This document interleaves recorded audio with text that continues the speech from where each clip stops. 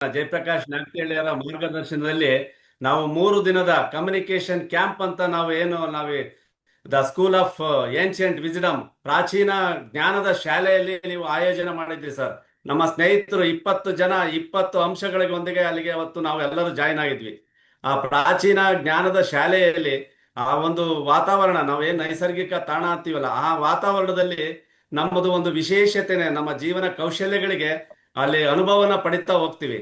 ಯಾಕೆಂದ್ರೆ ಅಲ್ಲಿನ ಒಂದು ಪ್ರಾಚೀನ ಶಾಲೆಯ ಒಂದು ಏನ್ ಹೇಳ್ತೀವಿ ಆಧ್ಯಾತ್ಮಿಕ ಕೇಂದ್ರವನ್ನ ಆ ವಿದೇಶಿ ಮಹಿಳೆ ತುಂಬಾ ಚೆನ್ನಾಗಿ ವಿನ್ಯಾಸದ ಒಂದು ಆರ್ಕಿಟೆಕ್ಚರ್ ಮುಖಾಂತರ ಅಲ್ಲಿ ಒಂದೊಂದು ಬಿಲ್ಡಿಂಗ್, ಒಂದೊಂದು ಕಟ್ಟಡನು ಒಂದು ಡಿಫ್ರೆಂಟ್ ವಿಭಿನ್ನವಾಗಿ ಕಟ್ಟಿದ್ದಾರೆ ಅಂತ ಹೇಳ್ಬೋದು. ಅದರಲ್ಲಿ ವಿಶೇಷವಾಗಿ ನಮ್ಮ ಸ್ನೇಹಿತರು ಪಿರಮಿಡ್ ಆಕಾರದ ಒಂದು ಮನೆಯಲ್ಲಿ ಅವರು ವಾಸ ಮಾಡಿದ್ರು 3 ದಿನ. ಆ ಪಿರಮಿಡ್, ನಾವೇನು ಈಜಿಪ್ಟ್ಗೆ ಹೋಗಿ ಪಿರಮಿಡ್ ನೋಡೋದೇನು ಬೇಕಿಲ್ಲ. ಯಾಕೆಂದ್ರೆ ಆ ರೀತಿಯಾದ ಒಂದು ವಾತಾವರಣದಲ್ಲಿ ಪಿರಮಿಡ್ ಆಕಾರದ ಒಂದು ಹೇಗೆ ಒಂದು ಮನೆಯಲ್ಲಿ ಅವ್ರು ವಾಸವಾಗಿದ್ರು ಅಂದ್ರೆ ಅಲ್ಲಿ ಸ್ಮಾಲ್ ಕಿಚನ್, ಒಂದು ಸ್ಟುಡಿಯೋ ಕಿಚನ್ ಇರ್ಬೋದು, ರೆಸ್ಟ್ ರೂಮ್ ಇರ್ಬೋದು, ಬೆಡ್ರೂಮ್ ಇರ್ಬೋದು. ಆ ಪಿರಮಿಡ್ ನ ಅಂದ್ರೆ ಈಜಿಪ್ಟ್ಗೆ ಹೋಗಿ ನೋಡೋ ಬದಲು ಅಲ್ಲಿ ಇಲ್ಲೇನೆ ನಮ್ಮ ಸ್ನೇಹಿತರೆಲ್ಲ ಅನುಭವಿಸಿದ್ರು ಅಂತ ಹೇಳಿ. ಹಾಗೇನೆ ಅಲ್ಲಿಂದು ನಮ್ಮ ವಿದೇಶಿ ಮಹಿಳೆ ಒಂದು ಅಡ್ಮಿನ್ ಬ್ಲಾಕ್ ಮಾಡಿದ್ದಾರೆ. ಅಡ್ಮಿನ್ ಬ್ಲಾಕ್ ನಲ್ಲಿ ವಿಶೇಷವಾಗಿ ಹೋಗಿ ನೋಡಿದ್ರೆ ಅಲ್ಲಿನ ಒಂದು ಚಿತ್ರಕಲೆನೇ ವಿಭಿನ್ನವಾಗಿದೆ. ಅದರಲ್ಲಿ ಎಕ್ಸ್ಟ್ರಾಡಿನರಿ, ನಾ ಯಾವುದೇ ಆರ್ಡಿನರಿ ಚಿತ್ರಕಲೆಯನ್ನು ಮಾಡಿಲ್ಲ. ಒಂದೊಂದು ವಿಂಡೋನು ಗ್ಲಾಸ್ ನೀವು ಹೇಳ್ತಾ ಹೋಗ್ರಿ, ಒಂದು ನಮ್ಮ ಇನ್ಸ್ಟ್ರಕ್ಷನ್ ನಲ್ಲಿ ಆ ಗ್ಲಾಸ್ ನೋಡಿದಾಗ ನೀವು ತೋರಿಸ್ತಿದ್ರಿ. ಆ ಒಂದು ಕಲರ್ ಥೆರಪಿನ ಒಂದು ಎಷ್ಟು ಎಕ್ಸ್ಟ್ರಾಡಿನರಿ ಆಗಿ ಮಾರ್ಬಲಸ್ ಆಗಿ ಒಂದು ಚಿತ್ರಕಲೆನೇ ಮಾಡಿದ್ದಾರೆ. ಅಂದ್ರೆ ಪ್ರತಿಯೊಂದು ಕಟ್ಟಡದಲ್ಲಿ ಆ ವಿನ್ಯಾಸದ ಮುಖಾಂತರ ಆ ಸ್ಟುಡಿಯೋ ರೂಮ್ಗಳು ಮಾಡಿದ್ದಾರೆ, ಅಂದ್ರೆ ಆಡಿಟೋರಿಯಂ, ಸೆಮಿನಾರ್ ರೂಮ್ಗಳು ಮಾಡಿದ್ದಾರೆ. ಒಂದೊಂದು ಬಿಲ್ಡಿಂಗ್ ನಲ್ಲಿ ಸೆಮಿನಾರ್ಗಳಲ್ಲಿ ಒಂದೊಂದು ಜೀವನ ಕೌಶಲ್ಯಗಳಿರ್ಬೋದು, ಅವರು ವಿದ್ಯಾಭ್ಯಾಸದ ತರಬೇತಿ ಕೇಂದ್ರ ಇರ್ಬೋದು, ಆಧ್ಯಾತ್ಮಿಕವಾಗಿ ತರಬೇತಿಯ ಕೊಡೋದ್ರ ಬಗ್ಗೆ ಇರ್ಬೋದು, ಅದೇ ರೀತಿ ಯೋಗ ಶಿಬಿರಗಳಿರ್ಬೋದು. ಅದು ಆ ರೀತಿಯಾಗಿ ನಮಗೆ ಒಂದು ಕಟ್ಟಡದಲ್ಲಿ ನೀವು ನಮಗೆ ಜೀವನ ಕೌಶಲ್ಯಗಳನ್ನ, ಅಂದ್ರೆ ಜೀವನ ಕೌಶಲ್ಯ ಅಂದರೆ ಕಮ್ಯುನಿಕೇಶನ್ ಸ್ಕಿಲ್ಸ್ ಟು ಕ್ಯಾಶ್, ಹೇಗೆ ನಮ್ಮ ಮೈಂಡ್ ಸೆಟ್ ಇರ್ಬೋದು, ಟೂಲ್ ಸೆಟ್ ಇರ್ಬೋದು, ನಮ್ದು ಹಾರ್ಟ್ ಸೆಟ್, ಅಂದ್ರೆ ನಾವು ಫ್ಯೂಚರ್ಗೆ ಹೇಗೆ ನಾವು ಗೋಲ್ ಸೆಟ್ ಮಾಡ್ಕೋಬೇಕು ಅಂತೇಳಿ ತುಂಬಾ ವಿಶಿಷ್ಟವಾಗಿ ನಮ್ಮ ಸ್ನೇಹಿತರಿಗೆಲ್ಲ 20 ಅಂಶಗಳನ್ನು ಕೊಟ್ಟಿದ್ರಿ. 20 ಅಂಶಗಳನ್ನ ಕಲಿಕೆ ಮುಖಾಂತರ ಖಂಡಿತವಾಗಿ ಸರ್ ನಮ್ಮ ಎಲ್ಲ ಸ್ನೇಹಿತರು ಎಕ್ಸ್ಟ್ರಾಡಿನರಿ ಆಗಿ, ಅಂದ್ರೆ ಅವರ ಭಾವನೆಗಳನ್ನ ಅಲ್ಲಿ ಕಲಿತಾ ಹೋದ್ರು. ಯಾಕೆಂದ್ರೆ ನೀವು ನಿಮ್ಮ ಮಾರ್ಗದರ್ಶನದಲ್ಲಿ 20 ಜನನ ಅವತ್ತು ನೋಡಿದ್ರಿ. ಒಬ್ಬರಿಗೆ ಒಂದು ನೋಡಿದ ತಕ್ಷಣ ಅವ್ರಿಗೆ ಆಯ್ಕೆ ಕೊಟ್ರಿ ಮಾತಾಡ್ಲಿಕ್ಕೆ, 3 ನಿಮಿಷ ಮಾತಾಡಿ 5 ನಿಮಿಷ ಮಾತಾಡ್ಲಿಕ್ಕೆ ಆಯ್ಕೆ ಕೊಟ್ರಿ. ವಿಶೇಷವಾಗಿ ಎಕ್ಸಾಂಪಲ್ ನಮ್ಮ ಮನು ಕೋಲ, ಇದು ದೊಡ್ಡಬಳ್ಳಾಪುರದಿಂದ ಬಂದಿದ್ರು. ಮನುವನ್ನ ನೋಡ್ಬಿಟ್ಟು ಅವರ ಮನಸ್ಸನ್ನ ನೋಡಿ, ನಿನ್ನ ಮಗುವಿನ ಮನಸ್ಸಿದೆ, ನೀನು ಮಗುವಿನ ಮನಸ್ಸಿನ ಬಗ್ಗೆ ವಿಚಾರಣೆ ಆಗಿ ಮಾತಾಡ್ಲಿಕ್ಕೆ ಹೇಳಿದ್ರಿ. ಆ ಮಗುನ ಮನಸ್ಸಿನ ರೂಪದಲ್ಲಿ ಅವ್ರು ಮಾತಾಡಿದ್ರು. 5 ನಿಮಿಷದಲ್ಲಿ ಮಾತಾಡಿದ್ರು, ಕಡೆಗೆ 3 ನಿಮಿಷದಲ್ಲಿ ಮಾಡಿದ್ರು, ಮತ್ತೆ 2 ನಿಮಿಷದಲ್ಲಿ ಮಾತಾಡಿದ್ರು. ಹಾಗೆ ನಮ್ಮ ತುಮಕೂರಿಂದ ನಮ್ಮ ಡಾಕ್ಟರ್ ವೀರ ಹನುಮಪ್ಪರ್ ಬಂದಿದ್ರು. ಅವರು ಆಯುರ್ವೇದಿಕ್ ಡಿಪಾರ್ಟ್ಮೆಂಟ್ ಇಂದ ಬಂದಿದ್ರು. ಆಯುರ್ವೇದಿಕ್ ನಮಗೆ ಎಷ್ಟು ಅಳವಡಿಕೆ ಬೇಕು ಆ ವಿಚಾರದಲ್ಲಿ ನಮ್ಮ ವೀರ ಹನುಮಪ್ಪರ್ ಮಾತಾಡಿದ್ರು. ಹಾಗೆ ಸುದರ್ಶನ್ ಎಂಪ್ಲಾಯಿ ಆಗಿ ಬಂದಿದ್ರು ಅವರು ಬೆಂಗಳೂರಿಂದ. ಅವರು ಎಂಪ್ಲಾಯಿ ಮತ್ತೆ ಅನ್ಎಂಪ್ಲಾಯ್ಮೆಂಟ್ ಅಂದ್ರೆ ಯಾವ ರೀತಿಯಾಗಿ ಹಾಗೆ ಇದ್ರ ರೀತಿ ಅಂದ್ರೆ ಉದ್ಯೋಗನ ಸೃಷ್ಟಿ ಮಾಡ್ಕೋಬೇಕು, ಉದ್ಯೋಗದ ಹತ್ರ ನೋಡ್ಕೋಬೇಕು ಅಂತ. ಹಾಗೆ ನಮ್ಮ ಮುನಿರಾಜ್ ಕೆಂಗೇರಿಯಿಂದ ಬಂದಿದ್ರು. ಅವರು ಮುನಿರಾಜ್ ಅವ್ರನ್ನ ಮನಸ್ಸು ನೋಡಿ, ಅವ್ರ ದೇಹ ನೋಡಿ, ಅವರ ಒಂದು ಇದನ್ನ ಆಧ್ಯಾತ್ಮಿಕ ರೂಪದಲ್ಲಿ ಇದ್ರೆ ನೀವು ಆಧ್ಯಾತ್ಮಿಕ ವಿಚಾರದಲ್ಲಿ ಮಾತಾಡ್ಬೇಕು ಅಂತ ಕೊಟ್ರಿ. It's extraordinary sir. ಯಾಕೆಂದ್ರೆ ಮುನಿರಾಜ್ ಅವರು ಅದೇ ರೀತಿಯಾಗಿ ಅವರು ಪ್ರಸ್ತುತ ಪಡಿಸಿದ್ರು ಅಂತ ಹೇಳ್ಬೋದು. ಹಂಗೇನೆ ಇನ್ನು ಉಳಿದ ವಿಚಾರದಲ್ಲಿ ನಮ್ಮ ಸ್ನೇಹಿತರು ಮಾತಾಡಿದ್ರೆ ಸರ್, ನೀವು ಅವ್ರ ಬಗ್ಗೆ ವಿಚಾರ ತಿಳ್ಕೊಳ್ಳಿ ಸರ್. ಧನ್ಯವಾದಗಳು ಸರ್. ವಿಕಾಸ್ ಅವರು ಎನರ್ಜಿ ಸ್ಪೆಷಲ್ ಆಗಿದೆ ಅಂತ ರಕ್ಷಿತ ಕಡೆ ಮೆಸೇಜ್ ಹಾಕಿದ್ದಾರೆ. ಗಡ್ ಎನರ್ಜಿ ಎಂಥೂಸಿಯಾಸಮ್ ಯಾವಾಗ್ಲೂ ಇರಬೇಕು. ಡಾಕ್ಟರ್ ವೀರ ಹನುಮಪ್ಪ ಅವ್ರು ಏನ್ ಹೇಳ್ತಾರೆ? ಎಲ್ರಿಗೂ ನಮಸ್ಕಾರ ಸರ್. ಇದು ಒಂದು ಜಯಪ್ರಕಾಶ್ ನಾಗತಿಹಳ್ಳಿ ಸರ್ ಇಂದ ಒಂದು ನೈಸರ್ಗಿಕ ತಾಣದಲ್ಲಿ ನಾವು ಏನು ಕಲಿಕೆ ವಸತಿ ಶಿಬಿರದಲ್ಲಿ ನಾವು ನೇರವಾಗಿ ಆ ಎಕ್ಸ್ಪೀರಿಯನ್ಸ್ ತಗೊಂಡ್ವಲ್ಲ, ಆ ಕಲಿಕೆಯನ್ನು ನೋಡಿದ್ವಲ್ಲ, ತುಂಬಾ ಅದ್ಭುತವಾಗಿತ್ತು. ಆ ನೈಸರ್ಗಿಕ ತಾಣದಲ್ಲಿ ಆಹ್ಲಾದಕರ ವಾತಾವರಣದಲ್ಲಿ ಸರ್ ಹೊಸ ವಿಚಾರಗಳನ್ನು ಎಲ್ಲ ಒಂದು ಏನು ಯೂಟ್ಯೂಬ್, ಫೇಸ್ಬುಕ್, ಕೆಲವೊಂದು ಸಾಮಾಜಿಕ ಜಾಲತಾಣಗಳ ಬಗ್ಗೆ ಎಲ್ಲ ತಿಳಿಸೋದಾಗ್ಲಿ, ಎಲ್ಲ ಪ್ರಕೃತಿ ತಾಣದ ಮಧ್ಯದಲ್ಲಿ ಎಲ್ಲರೂ ಗ್ರೂಪ್ ಅಲ್ಲಿ ಹೋಗಿ ಯಾವ ತರ ಹೇಳ್ತಾರೆ ಅಂದ್ರೆ, ನನಗಂತೂ ಮುಂಚೆ ನಾವು ಚಿಕ್ಕ ಹುಡುಗರಾದಾಗ ನಾವೆಲ್ಲ ಫ್ರೆಂಡ್ಸ್ ಜೊತೆಗೆ ಎಲ್ಲರ ಜೊತೆಗೆ ಹೆಂಗ್ ಆಟ ಆಡ್ತಿದ್ವೋ ಅದೇ ತರನೇ ಯಾವುದೇ ಒಂದು ಮನಸ್ಸಲ್ಲಿ ಕಸಿವಿಸಿ ಇಲ್ದಲೆ ಫ್ರೀಯಾಗಿ ಆರಾಮಾಗಿ ಹೊಸ ವಿಚಾರಗಳನ್ನ ತಿಳ್ಕೊಂಡ್ವಿ. ಈ ಅದ್ಭುತವನ್ನು ತುಂಬಾ ಇದು ನಾವು ಚಿಕ್ಕ ಹುಡುಗರಾಗ ಅನುಭವಿಸಿರೋದನ್ನ ನಾವೀಗ ಅನುಭವಿಸ್ತಿದ್ವಿ ಆ ಒಂದು ಸುಂದರವಾದ ತಾಣದಲ್ಲಿ. ಅದು ಕಲಿಕೆಗೆ ತುಂಬಾ ಪ್ರೋತ್ಸಾಹ ಕೊಡ್ತಿತ್ತು.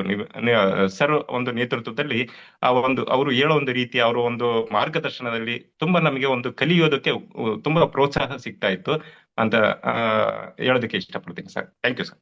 Very good. Doctor Veera Hanumappa ಏನ್ ಹೇಳ್ತಾರೆ ನೋಡೋಣ, ಬನ್ನಿ. ತುಮಕೂರಿನ ಆಯುರ್ವೇದ ವೈದ್ಯರು. ಆಯ್ತಲ್ಲ ಸರ್, ಹೇಳಿ. ಸರಿ, ನಾನು ಯಾರಿಗೆ ಮುನಿರಾಜು ಅವ್ರಿಗೆ ಕೊಡಬೇಕು. ಆಧ್ಯಾತ್ಮದ ಚಿಂತಕರು ಅಂತ ಕರೆಯೋಣ ಇನ್ಮೇಲೆ ಅವ್ರನ್ನ. ಎಲ್ರಿಗೂ ನಮಸ್ಕಾರ ಸರ್.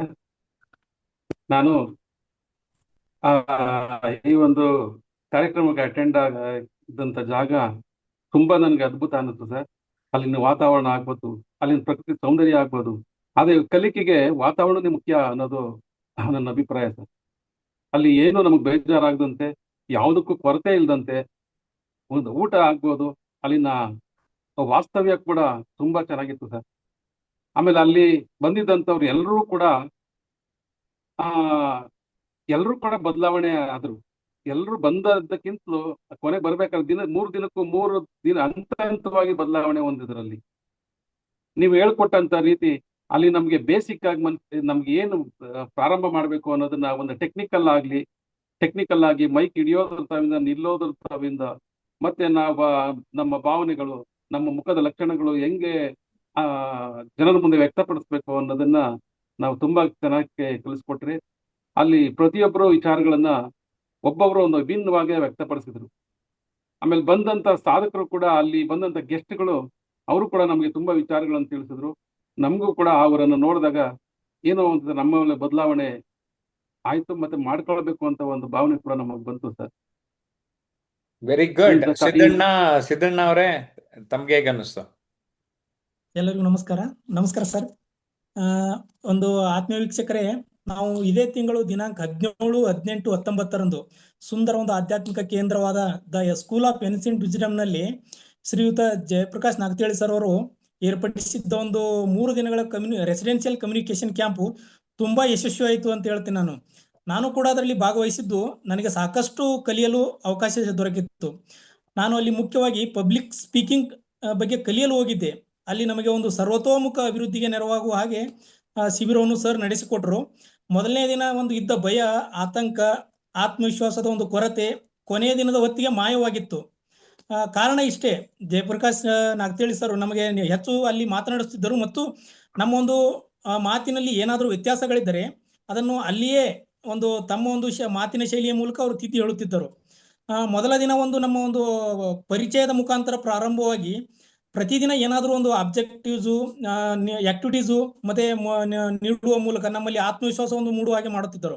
ಇನ್ನು 2ನೇ ದಿನ ಬೆಳಿಗ್ಗೆ ನಾವು 7 ಗಂಟೆಗೆ ವಾಕ್ ವಿತ್ ಟಾಕ್ ಅಂತೇಳಿ ನಡಿಗೆ ಜೊತೆ ಮಾತುಕತೆಯ ಒಂದು ಪ್ರಾರಂಭದೊಂದಿಗೆ ಅಲ್ಲಿ ಒಂದು ಸುಂದರ ತಾಣದ ಬಗ್ಗೆ ವಿಶ್ಲೇಷಣೆ ಮಾಡುತ್ತಾ ಹಾಗೂ ನಮ್ಮ ಒಂದು ಅಬ್ಸರ್ವೇಷನ್ ಮತ್ತು ಅಬ್ಸಾರ್ಪ್ಷನ್ ಬಗ್ಗೆ ಸರ್ ತುಂಬಾ ಚೆನ್ನಾಗಿ ತಿಳಿಸಿಕೊಟ್ರು ನಮಗೆ. ನಾನು ಕೂಡ 2ನೇ ದಿನ ಆ ಒಂದು ಸುಂದರ ಕ್ಯಾಂಪಸ್ನ ಬಗ್ಗೆ ಮಾತನಾಡಿದೆ. The school of ancient wisdom ನ ಒಂದು ಸ್ಥಾಪಕರಾದ ಜರ್ಮನ್ ಮಹಿಳೆ, ಅವರು ಒಂದು ನಮ್ಮ ಇಂಡಸ್ಟ್ರಿಯಲಿಸ್ಟ್, ಅವರು ಬೆಸ್ಟ್ ಡಿಸೈನರು, ಅವರು ಒಂದು ಮನೀಸೆ ಮೇಡಮ್ ಅಂತೇಳಿ ಸುಂದರ ಒಂದು ಅದ್ಭುತ ಕ್ಯಾಂಪಸ್ ಅನ್ನು ನಿರ್ಮಾಣ ಮಾಡಿದ್ದಾರೆ ದೇವನಹಳ್ಳಿ ಹತ್ತಿರ.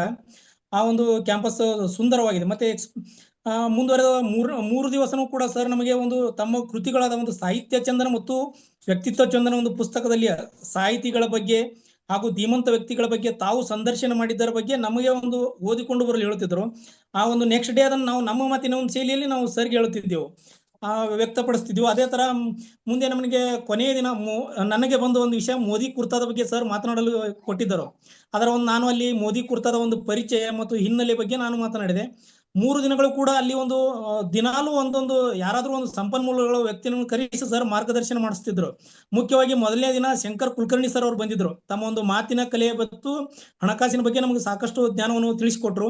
ಅದೇ ತರ 2ನೇ ದಿನ ನಮ್ಮ ಬಸವರಾಜ್ ದಿಂಡೂರ್ ಸರ್ ಅವರನ್ನು ಕರೆಸಿ ಭಾಷಣ ಕೌಶಲ್ಯದ ಬಗ್ಗೆ ಪ್ರಾಕ್ಟಿಕಲ್ ಆಗಿ ನಮಗೆ ಒಂದು ಮಾಹಿತಿಯನ್ನು ಕೊಟ್ಟರು ಸರ್. ಅಲ್ಲಿ ಅವರೊಂದು ಸರ್ ನಮಗೆ ವ್ಯಕ್ತಿತ್ವ ವಿಕಾಸನದ ಬಗ್ಗೆ ಮಾರ್ಗದರ್ಶನ ಮಾಡಿಸಿದ್ರು. ಮತ್ತೆ 3ನೇ ದಿನ ಇನ್ನೋರ ಒಂದು ಅತಿಥಿಗಳಾಗಿ ಹೂಡಿಕೆ ತಜ್ಞ ಶಂಕರ್ ಸರ್ ಅವರನ್ನು ಕರೆಸಿದ್ರು. ಅವರು ಕೂಡ ನಮಗೆ ಸಾಕಷ್ಟು ಮಾರ್ಗದರ್ಶನ ಮಾಡಿದ್ರು. ಮತ್ತೆ ಇನ್ನು ಲಾಸ್ಟ್ ಕೊನೆಯ ದಿನ ಅಲ್ಲಿ ಒಂದು XMLA ಪಿಳ್ಳ ಮುನಿಶಂಪ ಅವರನ್ನು ಕರೆಸಿ ನಮಗೆ ಅವರೊಂದು ಅನುಭವ, ಕಲಿಕೆ ಅನುಭವ, ಸರ್ ಒಂದು ಶಿಷ್ಯರು, ಅವರು ಕೂಡ ಅವರ ಒಂದು ಅನುಭವವನ್ನು ನಮ್ಮ ಒಂದು ಜೊತೆಗೆ ಹಂಚಿಕೊಂಡ್ರು.